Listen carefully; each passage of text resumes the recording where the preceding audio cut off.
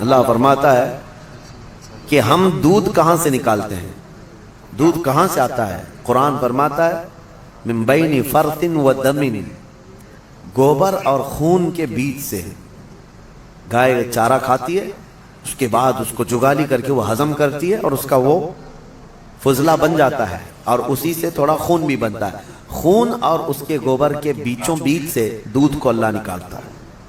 اللہ فرماتا ہے من بین فرث و دم لبنا خالصا، خالص دودھ نکلتا ہے، نہ اس میں گوبر کا اثر آتا ہے نہ خون کا اثر آتا ہے، اور نہ ہی کسی گائے کو چیر کر کے دیکھ لو کہ کوئی فلٹر اندر رکھا ہوا ہے۔ کون سی مشین لگی ہوئی ہے؟ کون سی مشین لگی ہوئی ہے کہ اس دودھ کو صاف کر کے، یعنی اس میں خون کے ذرات ہیں تو الگ کر دے، گوبر کے ذرات ہیں تو الگ کر دے؟ میاں رنگ بھی نہیں آتا اور نہ ہی مزہ آتا ہے۔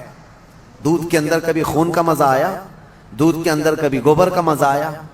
نہ مزے کو اللہ ملنے دیتا ہے، نہ اس کے اثر کو، نہ اس کے رنگ کو ملنے دیتا ہے۔ اور قرآن میں اللہ فرماتا ہے کہ ان دونوں کے بیچ سے خالص دودھ کو نکالتا ہے اللہ تعالیٰ، اور یہ پینے والوں کے لیے پیٹ بھرنے والی غذا ہے۔ ایک اس کا ذکر ہے اس جانور کا، اور دوسرا مکھی کا، کہ مکھی جو ہے یہ عبرت کی چیز ہے، شہد کی مکھی۔ اللہ کرے کہ آپ کو کبھی ڈنک نہ مارے، کبھی ڈنک نہ مارے۔ اگر یہ مارتی ہے تو زہر چڑھتا ہے، جسم پھول جائے گا، چہرے پہ اگر کاٹ لے، کئی لوگوں کا اس میں انتقال بھی ہوا، موت بھی ہوتی ہے۔ اگر کئی مکھیاں مل کر کے کاٹ دیں آدمی کو شہد کی، آدمی مر سکتا ہے، زہر ہے۔ سمجھ میں نہیں آتا، وہ زہریلی مکھی ہے، اور پھولوں کا جو رس چوستی ہے اس میں سے آپ بھی چوس کے لا کے اپنے گھر میں تھوک کے دیکھو۔ گلاب کو چوس لو، موگرے کو چوس لو، چمیلی کو چوس لو، اور اپنے گھر کے ایک کٹوری میں تھوک کے دیکھو، بدبو ہی آئے گی۔ اور پھولوں کا رس تو کڑوا ہی ہوتا ہے، لیکن وہ مکھی زہریلی خود بھی ہے اور چوستی کڑوے پھولوں کا رس ہے، اور لا کر کے چھتے میں جب ڈالتی ہے تو نہایت ہی شیریں، نہایت ہی میٹھی چیز۔ اب اللہ تبارک و تعالیٰ فرماتا ہے کون ہے جو اس میں مٹھاس پیدا کرتا ہے؟ کون ہے اس کو مٹھاس پیدا کرنے والا؟ کون ہے؟ وہ خالق کائنات ہے، جو پھولوں کو رنگ دیتا ہے اور شہد کی مکھی کے منہ میں مٹھاس دیتا ہے۔ اب اسی کو کہا گیا ہے یہ عبرت کی چیز ہے۔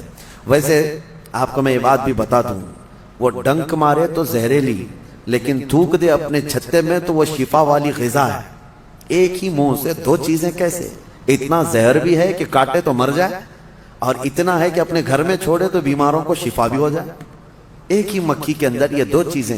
اعلیٰ حضرت فاضل بریلوی رضی اللہ تعالیٰ عنہ کی یاد آتی ہے، آپ نے فرمایا گستاخان رسول کو، وہ فرماتے ہیں اعلیٰ حضرت ظالموں میں شہد کی مکھی کی طرح ہوں۔ اعلیٰ حضرت اپنے آپ کو کہتے ہیں میں شہد کی مکھی کی طرح ہوں، جس کی مٹھاس کا بھی جواب نہیں، جس کے ڈنک کا بھی جواب نہیں۔ وہ اپنوں کے لیے میٹھا رس دیتا ہے اور ظالموں کے لیے وہ ڈنک بھی مارتا ہے۔ اعلیٰ حضرت نے اپنے لیے مثال میں فرمایا شہد کی مکھی کی طرح۔ لیکن میں آپ کو ایک روایت یہ بھی بتاؤں، اس شہد کی مکھی کے اندر جو مٹھاس آتی ہے، اتنی مٹھاس کیسے؟ فرمایا کہ یہ جب پھولوں کا رس چوستی ہے تو پھولوں کا رس چوس کر اپنے گھر جانے تک یہ حضور پاک پر درود پڑتی ہے،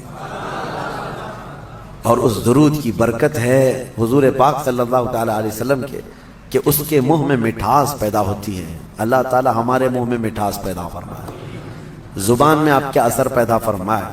یہ دونوں چیزیں اللہ تعالیٰ نے عبرت کے طور پر فرمایا ہے۔ دو جانوروں کا ذکر ہے اور دونوں عبرت کے لیے ہے۔